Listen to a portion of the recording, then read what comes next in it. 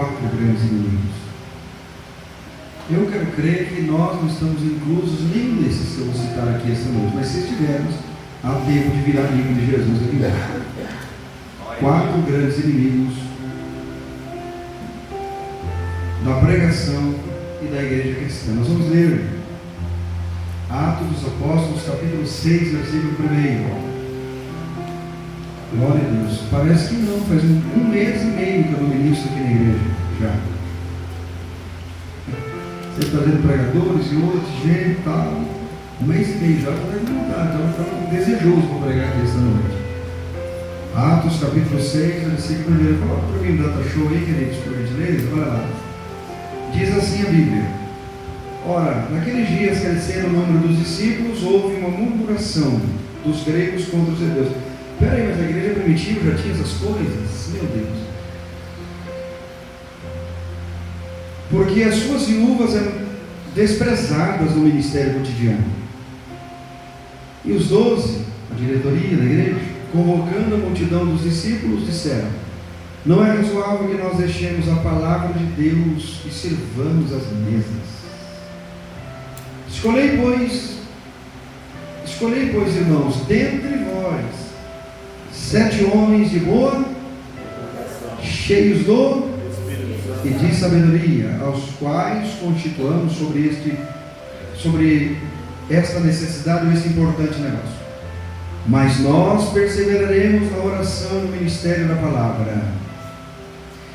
E esse parecer contentou a toda a multidão, e elegeram Estevão, homem cheio de fé e do Espírito Santo, e Filipe, Prócoro, e Nicanor e Timão, e Parmenas, e Nicolau, prosélito de Antioquia. Só daí, tá bom? Se você observar esse versículo 5, volte para nós o 5 ali, por gentileza, e pode segurar o versículo para nós aí, por gentileza. Olha só: e esse parecer contentou a toda a multidão, e elegeram Estevão, homem cheio de fé e do Espírito Santo. Se você observar as qualificações dos diáconos, eles pediram outras coisas, mas a Bíblia diz, aponta, Lucas aponta, que Estevão era diferenciado, porque Estevão tinha algo a mais que os outros, ele era cheio de fé. Nós vamos falar um pouquinho sobre isso esta noite. Levante suas mãos aos céus, diga assim: Jesus, fala comigo através da tua palavra. Amém. Glória a Deus. Muito bem, podemos assentar. Meus irmãos, a instituição dos diáconos foi algo inédito no contexto da igreja primitiva. O grupo, interessante essa palavra diácono, ou diaconoi, né? Que significa, grosso modo de falar, servir. A igreja começou a crescer muito rápido. Primeiro 3.000, depois 5.000. A igreja ela sai de 11 na verdade, porque colocaram Matias, e depois Paulo vai assumir como apóstolo ali, mas no início ali os 11, mas algumas pessoas, quase 120 pessoas, ela vai de 3.000 pessoas para 8.000 pessoas em 2 grandes pregações. E começou já a surgir a problemática, porque quanto mais gente, mais problema. Quanto mais gente, mais situação. E não é fácil lidar com pessoas. Alguém esses dias me disse assim: pastor, por que o senhor não ora para Deus mandar obreiros para a obra dele? Eu falei: mas já estou fazendo isso, meu filho. Estou fazendo isso desde quando me converti. O próprio Jesus, há 2.000 anos, disse: olha, orai para que Deus envie obreiros para a seara. Já vi esse problema lá atrás. E quando eu digo assim, alguém falou comigo, que realmente falou mesmo. Uma outra pessoa, numa outra ocasião, me disse: ô pastor, mas o senhor separou alguns obreiros para a obra de Deus, e de repente alguns levantaram os calcanhares e saíram e desapareceram. O senhor não orou para isso? Eu falei: qual é a diferença para Jesus? Jesus era Deus, é Deus. Jesus jejuou 40 dias e 40 noites, depois orou das 6 da tarde às 6 da manhã, começou a separação dos discípulos, e mesmo assim veio Judas no meio. Quer dizer, então, o próprio Jesus orou 40 dias e 40 noites em jejum, e depois ficou 12 horas orando, e separou os discípulos, e mesmo assim veio traidores no meio. Você acha que eu separando também não vai haver pessoas problemáticas que virão? Se você observar no início do ministério do apóstolo Paulo, ele estava glorificando a Deus pela vida de Alexandre. Eu glorifico a Deus pela vida de Alexandre, eu glorifico a Deus pela vida de Demas, que o Senhor levantou. Mas 23 anos depois, Paulo está dizendo assim: eu entrego Alexandre na mão de Satanás, porque Demas também me abandonou. Mas 23 anos antes ele estava glorificando a Deus pela vida dos homens. Afinal de contas, o que eu tenho melhor que Paulo? Então a problemática sempre vai existir. Sempre vai ter, quanto mais crescer a igreja, sempre vai ter problema.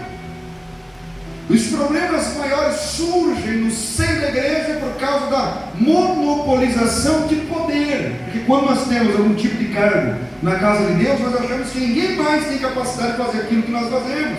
Aí nós começamos a impedir outros de chegarem. Você está entendendo o mistério? Nós pensamos, não, aqui não serve, eu quero ficar aqui. A pessoa às vezes está 20 anos na frente daquele negócio ali, e Deus está querendo renovar a coisa, ele está ali. É por isso que surgem os problemas. E a problemática surgiu naquela igreja.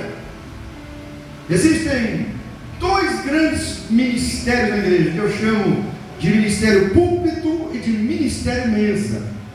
O que é ministério púlpito? No ministério púlpito nós temos os profetas, nós temos os evangelistas, nós temos os pastores, nós temos os apóstolos e nós temos os doutores. Interessante é que a maior igreja pentecostal do Brasil, que já vive há mais de 100 anos aí, sobreviveu apenas com 2 ministérios, porque eles só aceitam lá pastores e evangelistas, naquele contexto de Efésios 4:11.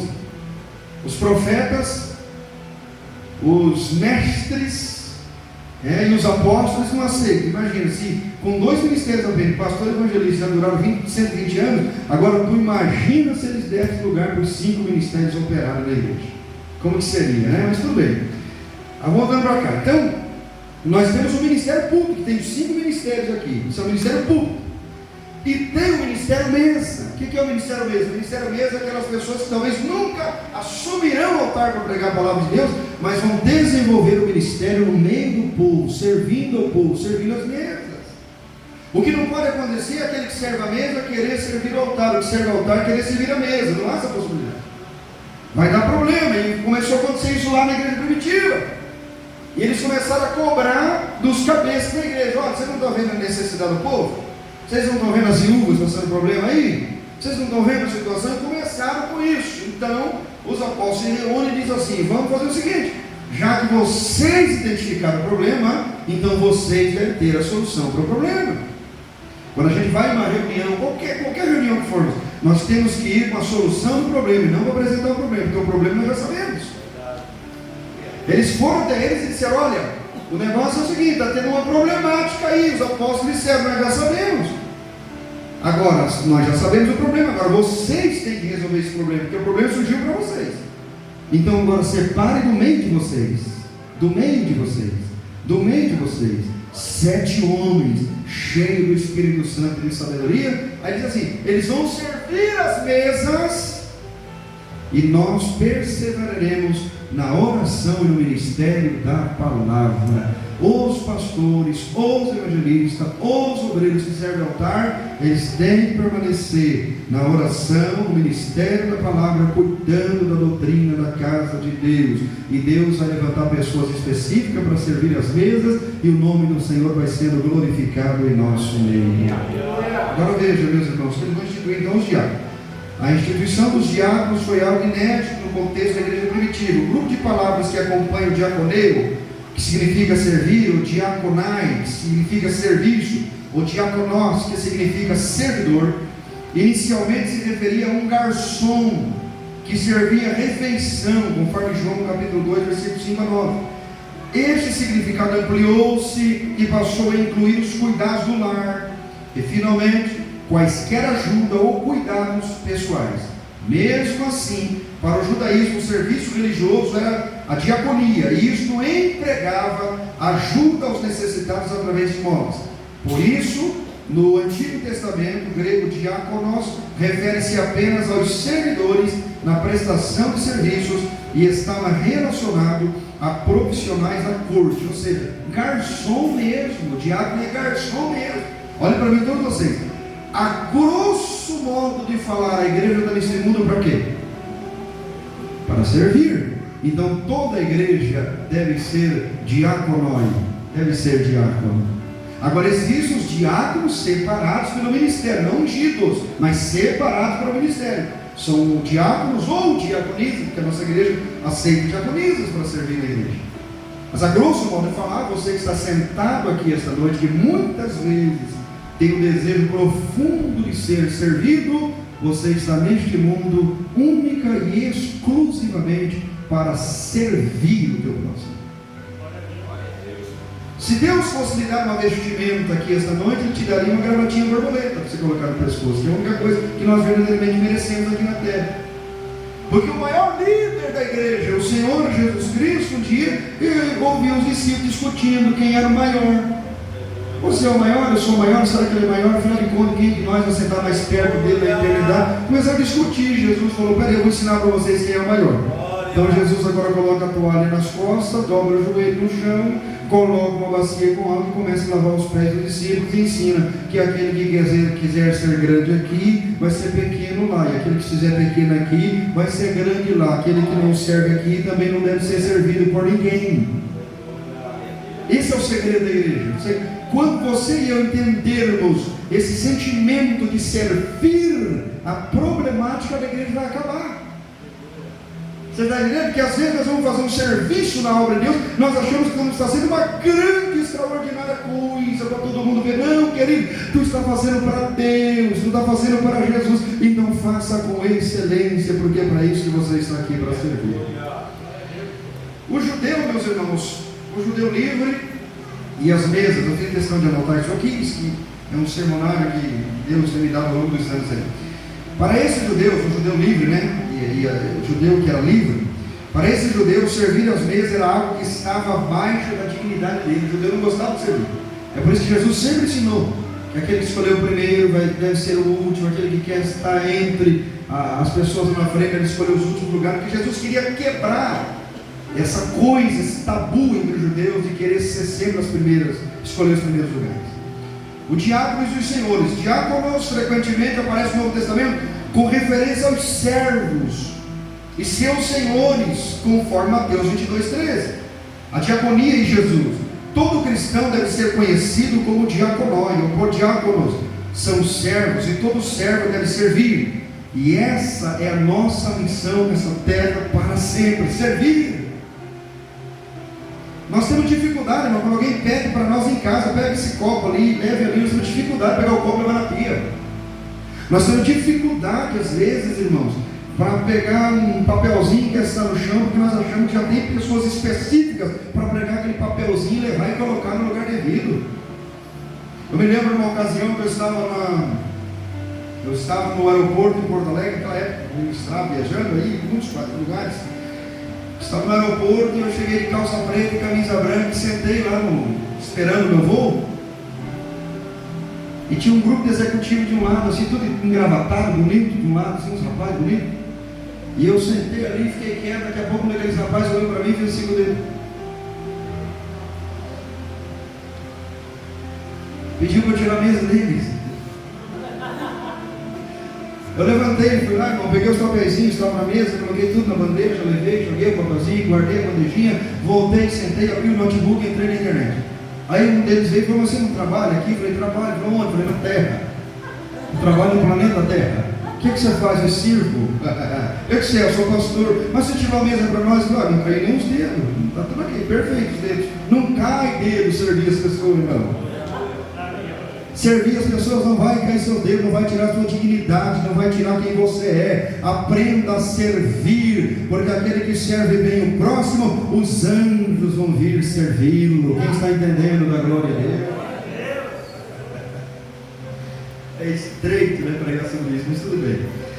A instituição do diaconato. A igreja primitiva entendeu que a instituição do diaconato era a direção de Cristo.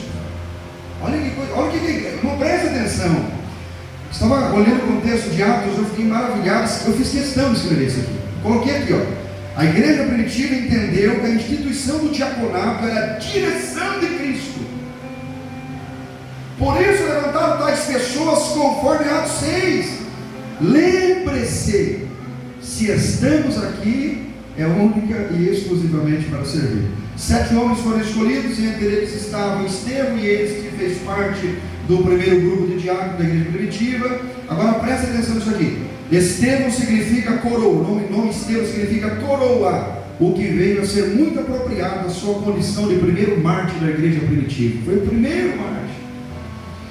E interessante que foi o único pregador que Jesus ficou em pé quando ele estava pregando. Eita Jesus! Quem se dobra para servir o próximo, Jesus fica em pé para ouvir quando ele fala. Quem está entendendo isso aqui da glória dele? Não que Jesus precisa, já sabe o que você vai falar, mas ele fica olhando para você porque ele sabe em quem ele pode investir. Por que então a diferença de Estevão em relação aos outros diáconos? Os diáconos em Jerusalém foram escolhidos entre virtudes por serem cheios do Espírito Santo, mas o doutor Lucas faz referência exclusiva a ele, a Estevão, relatando que Estevão era cheio do Espírito Santo e de fé. Todos os outros tinham sabedoria, boa reputação e eram cheios do Espírito Santo, mas Estevão era cheio de fé. Que coisa linda! Irmãos, um detalhezinho na nossa vida para mudar a história. Você sabia que Jesus ressuscitou uma mulher por causa de uma agulha? Está na Bíblia. O povo chegou e Pedro estava chegando, e as mulheres vieram correndo com roupas, mostrando: olha aqui, Dorcas costurava, Dorcas fazia barra na roupa dos apóstolos, olha aqui. E Pedro perguntou onde puseram, e disseram: está no quarto em cima. Pedro subiu e disse: Dorcas, em nome de Jesus, levanta-te. E Jesus ressuscitou Dorcas por causa de uma agulha. Se Deus ressuscitou uma mulher por causa de uma agulha, palácio, o que Deus não pode fazer por causa dos dons que Ele colocou em nossas mãos para realizar? Olhe para a palma das suas mãos, olhe para elas. O que tens feito para Jesus? Estevão fazia prodígios de grandes sinais entre o povo, Atos 6:8. Estevão era um homem eloquente, olha que coisa linda, era tão eloquente que seus adversários não podiam resistir à sabedoria e ao espírito que Estevão falava. Atos 6:10. Momentos antes de ser apedrejado, ele, estando cheio do Espírito Santo e fixando os olhos ao céu, viu a glória de Deus e Jesus, que estava em pé à direita de Deus. Atos 7:55. E incapazes de resistir-lhe, os adversários de Estevão usaram a violência como último recurso. Quando o diabo não resiste mais de ver você servir, ver a tua obediência, ele precisa usar a violência. Às vezes a violência é acusar você daquilo que você não deve, para tentar parar você, porque não está mais suportando a tua boa reputação, não está mais suportando a presença de Deus na tua vida. Então eles começam a usar de outros artifícios aqui. Cristo ficou em pé aqui. Que privilégio, irmão. Estevão não foi desrespeitoso com eles. Estevão, antes de pregar, Estevão citou o nome de todos os sacerdotes que estavam ali. Estou aqui na presença de fulano, ciclano, elogiou todos eles. Depois começou a pregar, contando toda a história da humanidade. Ele mataram Estevão, quando eles estavam com raiva dele. Que privilégio, irmão, glorioso saber que Cristo se posicionou em pé para receber Estevão. Quando você é um obreiro cheio de Deus, não possui a vaidade de querer aplausos de homens. Aleluia. Você pode até não ser muito bem recebido em muitos lugares aqui na terra, mas pode ter certeza que o dia que você chegar na glória, Cristo vai te receber. Eu lhe faço uma pergunta: você quer ser bem recebido pelos homens, ou você quer ser bem recebido por Jesus lá na glória celestial? Pastor, mas nós precisamos de reconhecimento aqui na terra. Mas isso é bom só para o ego. Isso é bom só para aqui, para esse mundo, para isso aqui. Se você pregar uma grande mensagem extraordinária, milhares de pessoas aceitarem Jesus, e depois do culto alguém te elogiar, e você se vai descer com isso, já perdeu o seu galardão. A humildade que João Crisóstomo e o próprio Martinho Lutero falavam sobre isso, que a humildade é algo tão sutil que quando você descobre que tem, já deixou de ter. Uma vez deram uma medalha de humildade para um pastor, 3 meses depois tiveram que confiscar a medalha porque o pastor não tirava mais do pescoço. Você quer ver como nós aprendemos errado? Suponhamos, irmãos, que eu vá para uma competição, para uma corrida, e nessa corrida tenha lá 1000 pessoas competindo, e se eu chegar em primeiro lugar, e eu chegar domingo à noite aqui com a medalha no pescoço em primeiro lugar, e eu disser para você: ganhei em primeiro lugar, você vai olhar para mim e dizer: pastor, você é top mesmo, hein, cara? Mas se eu estiver quase no final da corrida, como aquele espanhol que estava no final da corrida e percebeu que o queniano errou o caminho. Ele parou e ficou esperando o queniano chegar até ele. Ele falou: não, não é aqui o caminho, vem por aqui, esse é o caminho. Colocou o queniano na frente dele. Aí perguntaram para ele assim: escuta, mas você estava vencendo a corrida? Ele falou: mas que honra que eu teria vencer um homem que errou o caminho da corrida. Você está entendendo isso aqui, meu irmão? Por que você quer ser lembrado? Se eu chegar no final de uma corrida e deixar todos os 1000 ganhar em primeiro lugar comigo, não vou ter honra nenhuma. Mas essa é a visão bíblica para a nossa vida.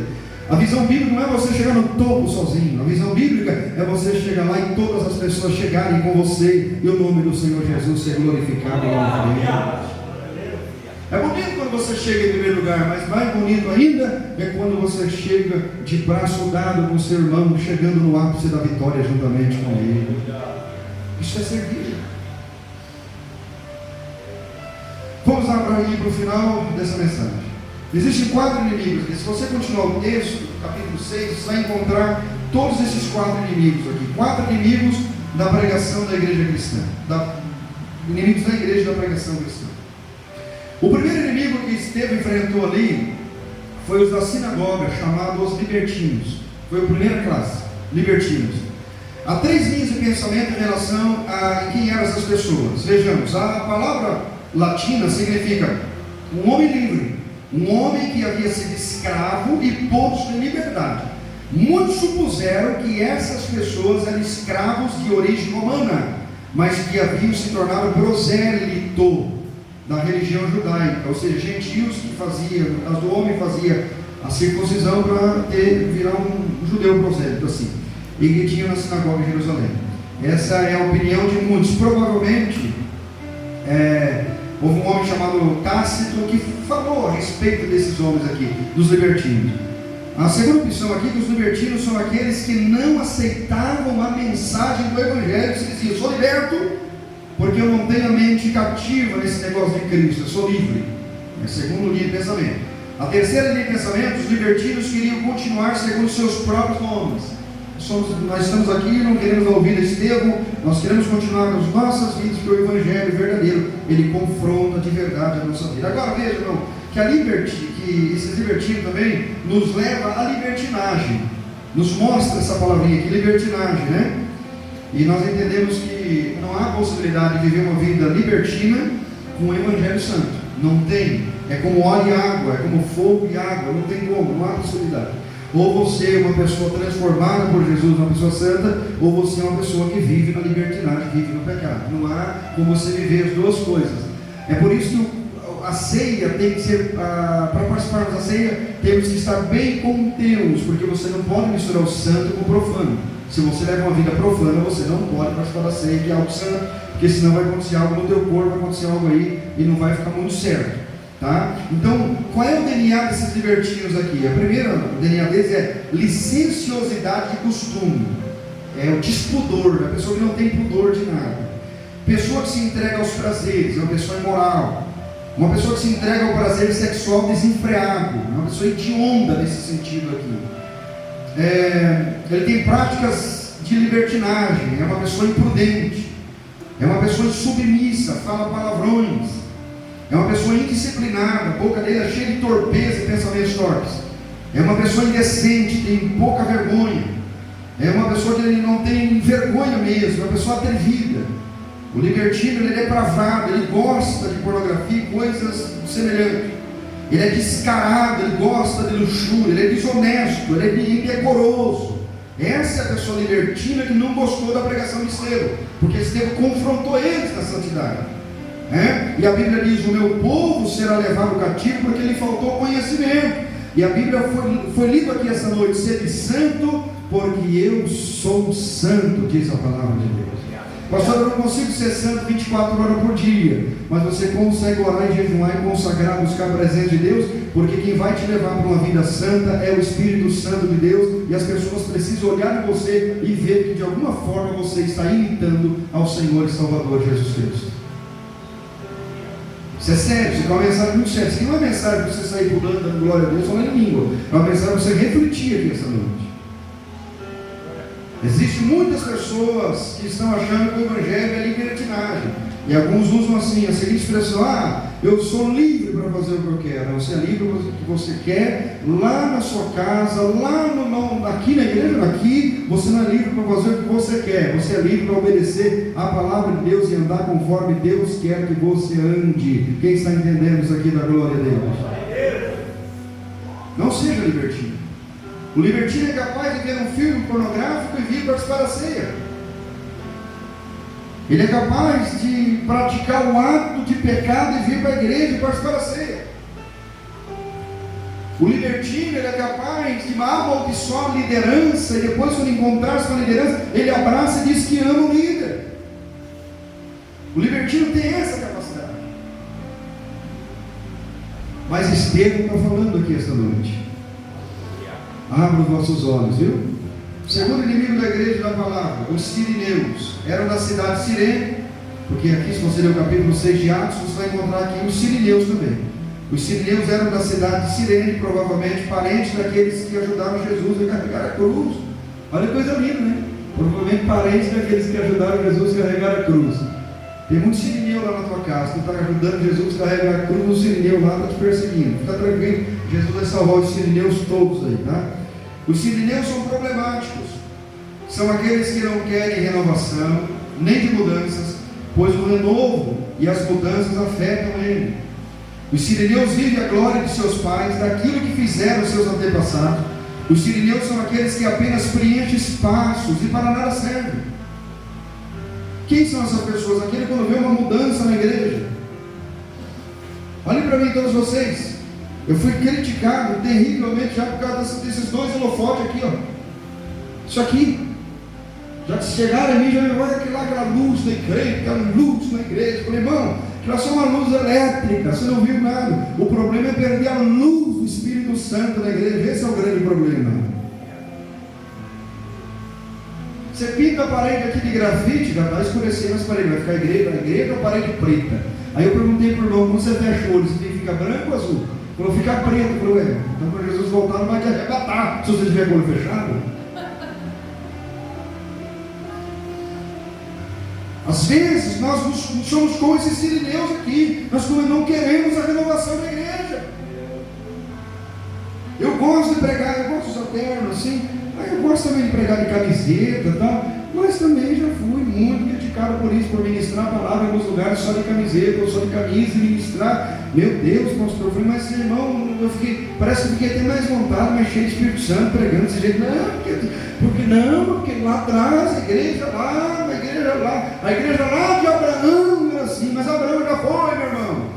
Isaac também já foi. Nós estamos vivendo agora outro tipo de igreja. No meu tempo de crente, pastor Eduardo, íamos para a praça, fazíamos culto ar livre, as multidões aceitavam Jesus. Hoje, se você fizer isso, não funciona mais. Você tem que fazer o quê? Fazer célula, visitar as pessoas em casa. E mudou o negócio. Nós temos que acompanhar aquilo que Deus está fazendo em nosso meio. Agora aprenda isso aqui. Ele foi Deus de Abraão, sim ou não? Ele foi Deus de Isaac, sim ou não? Mas ele deixou de ser Deus de Jacó? Mas Jacó barganhou. Deus mudou, levou 20 anos para mudar Jacó, mas mudou ele. Eu não estou dizendo com isso que nós temos que ser desleixados. Eu estou dizendo com isso, irmãos, que nós temos que aceitar aquilo que Deus está fazendo em nosso meio. Não podemos abrir as portas do pecado, nós temos que entender. Eu fui de um tempo que as crianças pequeninas tinham que usar terno e gravata. Eu tenho uma notícia: 90% das criancinhas da igreja que usavam terno e gravata está tudo desviado. Hoje você olha crianças na igreja que se vestem como criança, jovens que se vestem como jovens. E eu levei uma pancada na minha cabeça, espiritualmente falando, que me deixou chocado. Porque eu ficava criticando esse povo aqui, esses jovens aí, não sei o que, fariseu, outra coisa, né? Aí eu chamei minha esposa, vamos lá na Praça Paulo Setúbal, vamos lá tomar um caldo de cana? Ela disse, vamos, e fomos lá. Aí Aí estava eu lá, irmão, sentado no local de cana. Quando eu olhei lá na arquibancada, estavam todos os jovens da parede preta, cantando, louvando, adorando, tocando, e eles, a maioria deles na volta da praça, abraçando os usuários de droga e orando por eles na praça. O Espírito Santo chegou em meu coração e falou: está vendo? Você está aqui tomando caldo de cana, mas o povo que você critica está aqui evangelizando. Não era o mesmo que você deveria estar fazendo?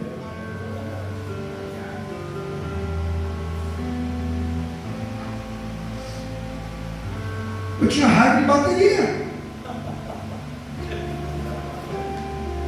Irmão, para mim, bateria, glória a Deus, eu já estou gostando de bateria. Porque eu achava que bateria era pecado, fazia muito barulho. Porque os religiosos me ensinaram assim. E não vem para cá me dizer que não é religiosidade, que é religiosidade sim. Porque o menino chegou em mim esse dia e fez uma pergunta.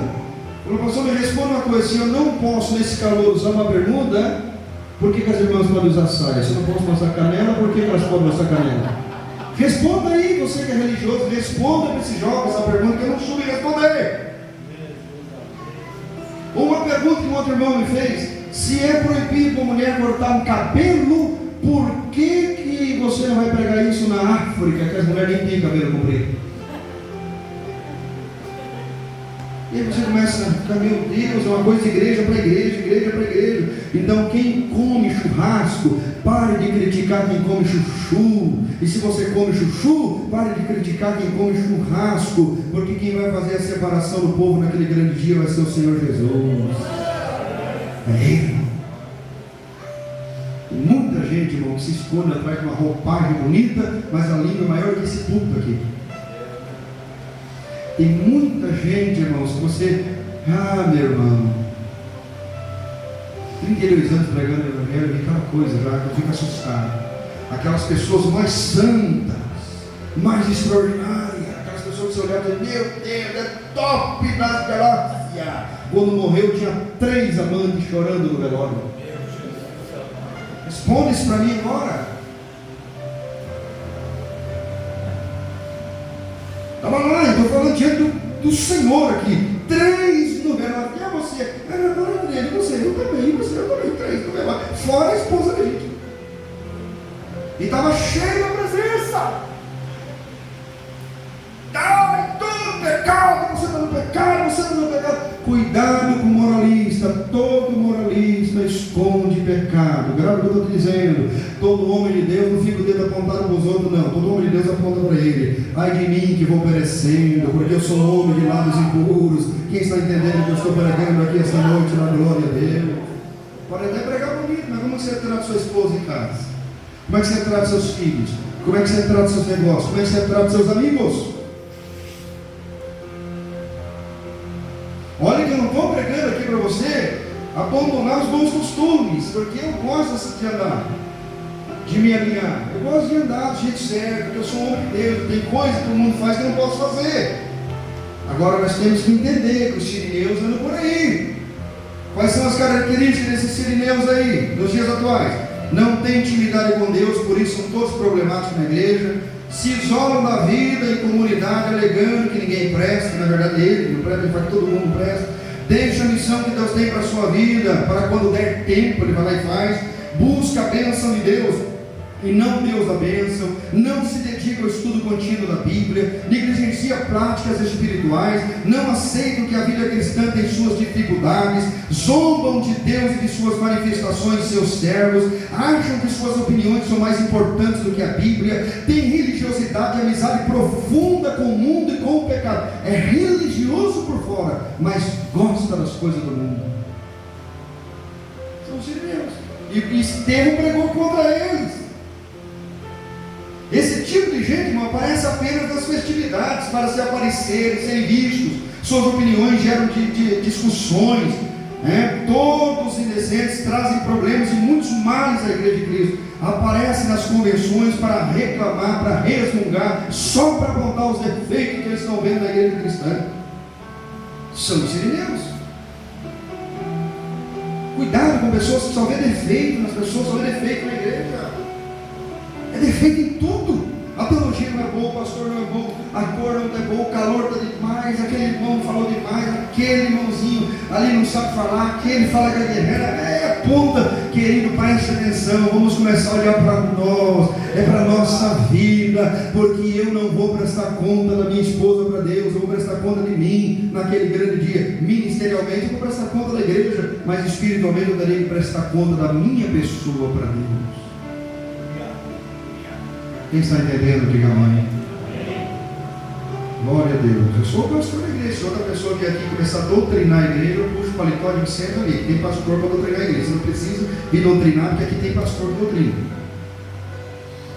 Ou se ninguém pregar evangelismo, cura, milagre, libertação, mas quem tem a missão de ensinar a igreja sou eu, o pastor Daniel. Então daqui, terceiro inimigo da igreja, os alexandrinos. Os alexandrinos eram aristocratas, inimigos da pregação, poderosos. Os alexandrinos é o tipo de pessoa que se sente ofendido com tudo. Se você está ofendido agora, já é alexandrino. Os alexandrinos é o tipo de pessoa que reclama do barulho quando Deus derrama o poder. Para que tanto barulho? Para que tanto glória a Deus? Para que tanto ministrar? O que é isso? Os alexandrinos é o tipo de pessoa que gosta só do passado. Sabe aquele crente? Porque antigamente, porque lá atrás, porque aquele tempo, não é, o tempo já passou, é agora. Uma vez eu fiquei hospedado em uma casa, pastor Eduardo, e a casa tinha fogão a lenha, e eu levantei umas 3 horas da manhã, na ponta do pé, para não acordar a sua família. Eu levantei bem assim, para ir no banheiro, e o gatão da família, tinha a cinza, apagou o fogo, aquela cinza bem gostosa, e eles tiraram aquela tampa de cima, com aquela cinza, por não fazer fogo pela manhã. O gato aproveitou o calor da cinza e deitou, estava dormindo em cima da cinza. E eu estou indo assim, vou caminhando, eu cheguei perto, aquele gato deu um susto, irmão. Ele deu um pulo dentro daquela cinza e eu saí gritando, acendeu a luz da casa toda, a família cortou, virou um negócio. Naquela hora Deus me deu uma pregação. Sabe o que Deus falou comigo? Que crente tem cinza no coração, o gato está escondido aí. Mas fica tranquilo que alguém vai chegar de pontinho de pé para assustar o gato. E o gato vai ter que sair daí de dentro. Tem muita gente com o gatão dormindo no coração, só está em cima das cinzas. Você gosta tanto do passado, então comece a orar igual você orava no passado. Comece a jejuar igual você jejuava no passado. Comece a evangelizar como você evangelizava no passado. Aí sim eu vou olhar para você e vou dar glória a Deus pela sua vida. Os alexandrinos são um tipo de pessoa que azeda. Ele chega no ambiente e tudo fica azedo. O alexandrino é aquele, irmão, aquele tipo de pessoa que dá azia num copo de heno. Você conhece a pessoa que você tem medo de falar com ela? Você não sabe o que vai sair, você tem medo. Você vai dar um conselho e vai te xingar. Você vai falar, vai te xingar. Você tem medo, você pisa em ovo para falar com a pessoa. São os alexandrinos. Ele não é uma pessoa flexível. O alexandrino, você chama ele para um conselho, você olha para ele e diz assim: meu irmão, vem aqui porque você está fazendo tal coisa errada. Ele olha para você e diz assim: me chama, mas aquele irmão lá também está fazendo a mesma coisa e o senhor não chamou. Alexandrino. Se o pastor te chamou, o conselho que chama no gabinete, é para tratar o teu problema e não o problema do teu vizinho.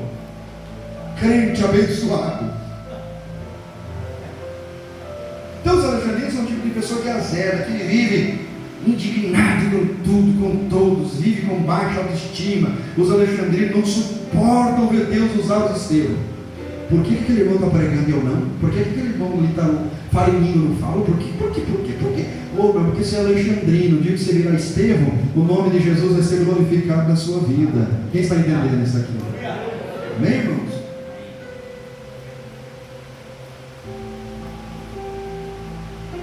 Esse tipo de pessoa é caracterizada pela falta de temor e relacionamento vertical e horizontal também. Os alexandrinos, nos dias atuais, querem tirar o foco do seu desígnio. Não permita que nenhuma pessoa azeda tire o teu propósito. 2021, 22, 23, irmão, até mais de 23, muitas pessoas, de alguma maneira, quase que tiraram o meu propósito, a ponto de eu ter que olhar, são os focos de fogo, e eu comecei a deixar as pessoas que estavam precisando da minha assistência. Os alexandrinos quase conseguiram me vencer. Glória a Deus, mas Deus me mostrou, eles são alexandrinos, tem que desfocar eles. Você precisa olhar para aqueles que eu estou trazendo, para aqueles que eu estou levantando. Aleluia, eu estou fazendo isso para a glória de Deus que fez os céus e a terra. Há tipo de pessoas que Satanás usará para distraí-lo, desmoralizá-lo e desencorajá-lo. Aqueles que não aceitam o seu desígnio e pregação, e essas pessoas que não conhecem de verdade, nem passam com Deus jejuando e orando por você. Isso é uma característica dos alexandrinos, nunca orou por você. Aqueles que não respeitam o seu desígnio de pregação, aqueles que não protegerão o seu desígnio de pregação, ou seja, aquilo que você respeita será protegido por você, meu amigo. Se algum dia falaste mal da sua liderança, do seu marido, da sua, se quem for, você é um alexandrino e está se desqualificando diante de Deus. Olhe para mim aqui, os verdadeiros Estevão vai defender a liderança, os alexandrinos irão ajudar a falar mal da liderança. São alexandrinos. Aqueles que não esperam que você alcance o seu desígnio, eles têm pouca fé em você. Lembra-se de Eliabe, olhou para Davi e falou: vai cuidar daquelas poucas ovelhas, rapaz. Mas ele não sabia que aquele pequeno Davi tinha solução para vencer o gigante Golias. Nós vamos derrotar, irmãos, em nome de Jesus, todos esses inimigos da igreja e todos os inimigos da obra do Senhor, e todos os seus inimigos cairão por terra, e o nome do Senhor será glorificado na sua vida. Em último lugar, para encerrarmos, o último inimigo da pregação aqui, entre aspas, presta atenção, entre aspas, os intelectuais. 4 coisas que você precisa saber sobre pseudo-intelectuais. Primeiro, ele se sente superior a você, por isso não lhe respeita. O cara aprende a falar grego com respeito mais do pastor. Ele se sente mais inteligente que você. Eles não querem te ouvir, porque o jogo é outro, né? Eles querem desmoralizar você diante de todos. Então o intelectual ele não quer te ouvir. Eu falo grego, falo hebraico, eu conheço teologia de ponta a ponta. Para que eu ouvir esse pastor aí? Para que eu ouvir o meu líder? Para que eu ouvir essa pessoa? Torne-se, irmãos, em nome de Jesus, torne persuasivo com o seu desígnio, porque os outros intelectuais, entre aspas, nem sempre estarão ao seu lado para te encorajar. Cuidado com essas pessoas. Esses 4 tipos de inimigo aqui, se levantaram terrivelmente contra Estevão. Foi eles que pegaram as pedras para apedrejar o homem de Deus. Os libertinos, os sirineus, os alexandrinos e os intelectuais naquela época se levantaram contra Estevão e o apedrejaram até matá-lo. Deus está procurando essa noite Estevãos aqui dentro. Pessoas corajosas para obedecer a Deus, participar da ceia, mas obedecerem a Deus, serem cheios do Espírito Santo e defender de verdade a bandeira do Evangelho. Defender de verdade, meus irmãos, os propósitos de Deus na sua vida, os seus desígnios, o teu chamado. Você precisa defender o que Deus colocou em sua vida. Se Deus chamou para cantar, cante. Se Deus chamou para tocar, toque. Se Deus chamou para pregar, pregue. Se Deus te chamou para limpar a igreja, limpe. Cuide daquilo que Deus colocou em tua mão e pare de ingerência, querer entrar naquilo que Deus não te chamou, que vai ter problema. A Bíblia diz para nós, irmãos, que teve um homem que resolveu sacrificar coisa que não era para ele. Ele era rei e resolveu fazer um sacrifício. No caso de Uzias, entrou na casa de Deus, Deus colocou uma lepra no meio da testa dele, porque todo aquele que quer fazer aquilo que não é para ele fazer, pode ficar leproso espiritualmente falando. Cuide do que Deus colocou em tua mão. Essa empresa que você tem foi Deus que te deu. Esse ministério que você tem foi Deus que te deu. Essa família que você tem foi Deus que te deu. Essa igreja que você está congregando foi Deus que plantou você ali. Fique firme, porque na hora certa Deus vai te honrar. Os inimigos estão cercando, mas maior é aquele que está conosco do que aquele que está se levantando contra a nossa vida. Quem entendeu isso aqui, diga amém, Jesus. Para fechar mesmo, você ficar refletindo e ficar bravo comigo na volta de casa agora, falar no carro lá com seu marido, seu esposo, não sei, vai falar no carro. Você já reparou que todo aquele que só aponta os defeitos na igreja não faz nada? Você já reparou também que todo aquele que chega falando vai fazer um monte de coisa e não faz nada? Mas aquele que silenciosamente vem, ele vai fazendo e Deus vai honrando, Deus vai levantando, Deus vai fortalecendo. Quem entendeu isso aqui, diga amém? Posicione-se em pé. Olhe, 3 irmãos, com todo amor e carinho, fale para ele: você só pode participar da ceia se você não ficar bravo com o pastor Daniel hoje, tá?